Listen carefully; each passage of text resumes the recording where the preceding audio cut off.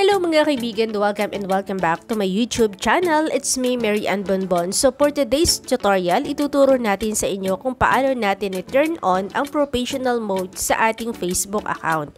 So kung interesado ka, make sure na tapusin mo lang ang video na ito para malaman mo step by step ang ituturo natin sa inyo.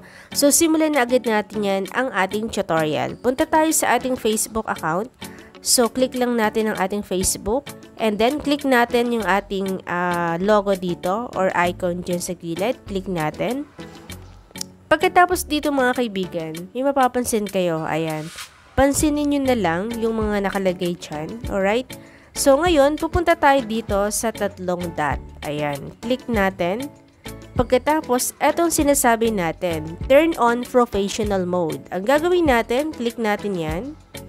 Pagkatapos, click ho natin itong turn on. Okay?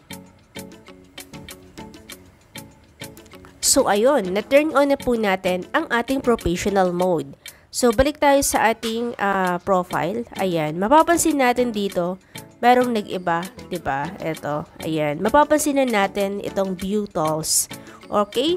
So, mga kaibigan, ganun lang po kadali kung paano natin i-turn on ang ating professional mode sa ating Facebook account. So, mga kaibigan, kung nakatulong man po sa inyo ang video na ito, please don't forget to click the subscribe button and notification bell for more videos update. Thank you so much!